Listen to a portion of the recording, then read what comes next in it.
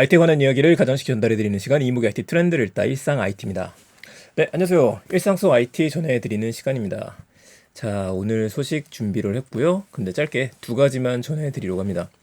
우선 메인 소식은 GPT에 대한 이야기고 MS 윈도우에 대한 이야기도 서브로 준비를 했습니다. 하나씩 보도록 할게요. GPT가 난리인 가운데 얼마 전에 그 기사가 하나 떴었죠. 삼성전자에서 GPT를 금지를 했다라는 이야기가 썼습니다. 잠깐 보도록 할게요. 삼성전자 GPT라고만 검색을 하셔도 해시됐네요. 자, GPT라고 검색을 하셔도 뉴스 부분에 보시게 되면은 GPT 금지령이라는 얘기가 나왔었어요. 그리고 나서 나왔었던 얘기가 뭐였었냐면은 삼성전자 GPT를 같이 개발한 회사가 있는데 네이버하고 함께 개발을 한다라는 이야기가 나왔었죠.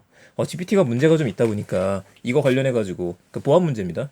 관련된 것들이 입력하게 되면 얘가 모든 것들을 기억을 하고 학습을 해버리다 보니까 이건 보안에 심각한 문제가 있는 거 아니냐. 이래서 생성형 AI 자체를 좀 막기 시작했었어요. 그런데 관련된 뉴스들을 쭉 한번 훑어보게 되면은 저희는 계속해서 추적을 한번 했었잖아요. 자, 2023년도 2월 달에 네이버 손자문 삼성, 엔비디아 놈을 AI 가속기 개발라는 얘기가 나왔었고, 네이버가 먼저 알았다 GPT 유출 우려에 대해서 이런 얘기도 나왔었고, 1개월 전, 불과 1개월 전에는 뭐라고 나왔었냐면은 네이버와 삼성전자 전용 챗 GPT를 만든다, 첨단 반도체 설계에 활용할 것이다 라는 얘기가 나왔습니다. 그래서 이 둘이 손붙잡고 같이 만드는구나. 그럼 사내용 GPT를 만드는 거고, 네이버 같은 경우는 앞으로의 사업 모델 중에 하나가 각 기업들이 보안 문제가 있으면은 네이버도 GPT 가지고 있잖아요. 이미 예전에 만들었던 하이퍼클로바 GPT 가지고 있으니까 이걸 업데이트된 버전을 만드나 싶었었는데 결별을 한 것 같아요. 독자적으로 만듭니다. 자, 내용 조금 더 이제 깊이 들어가 볼게요. GPT와 같은 AI 수요가 증가하고 있지만 정보 유출의 문제에 대해서 자체로 서비스를 만들 예정이다. 삼성전자는 DS 부분이 있습니다. 이 DS 부분에서 이제 반도체 쪽을 담당하고 있어요.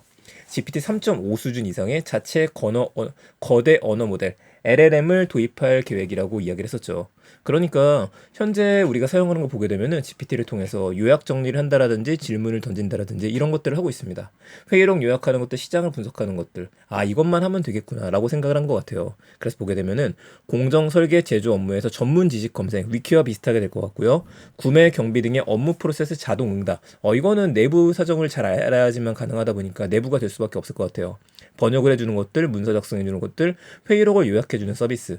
클로바 같은 경우에는 말만 하더라도 회의록을 녹취를 해서 자동으로 만들어주는 기능들을 갖고 있죠. 그것도 사내로 가겠다 이 얘기 같습니다. 시장 분석 등 총 9개 분야에 지원이 되고 있죠.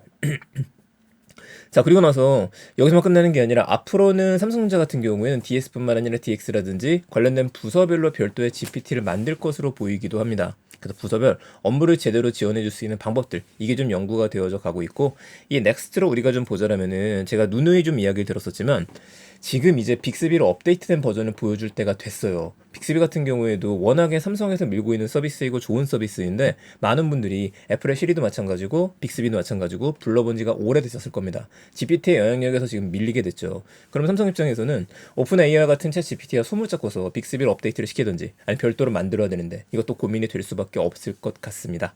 그래서 삼성에서 이런 결단을 내렸기 때문에 나머지 대기업들도 관련된 서비스를 어떻게 만들지에 대해 이제는 답을 좀 하고 답을 내놔야 될 때가 아닌가 싶네요.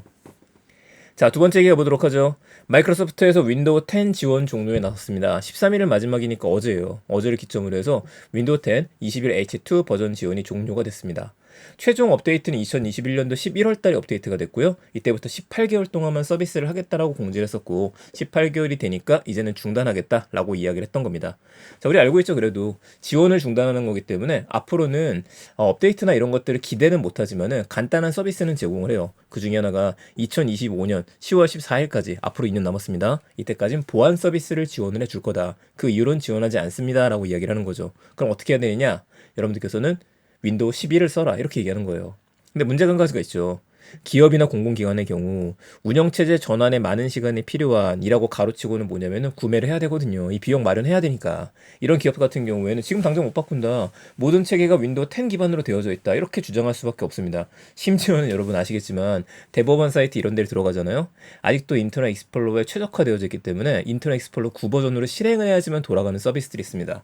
제가 엄청 황당했던 경우들이 좀 있었었는데 그것들도 영향이 있지 않을까 싶기는 하네요.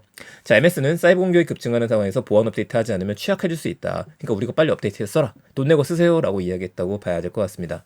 MS는 뭘 하더라도 돈을 버는 회사다. 라고 볼 수 있겠네요. 참고로 오늘 그 소식도 나왔어요. 저희 강조했던 얘기 있었지만 이제 애플에서 나오게 되는 그 비전 프로 거기에 마이크로소프트의 파워포인트, 워드, 엑셀과 같은 오피스 365 서비스가 탑재된다는 이야기도 있었죠. 이것도 함께 기억하시면 좋을 것 같습니다. 자, 오늘 내용 괜찮았으면 주변에 많은 공유 부탁드리고요. 저는 내일 또 더 재밌는 소식들 찾아서 찾아뵙도록 하겠습니다. 감사합니다. 일상 IT였습니다. 좋은 하루 되세요.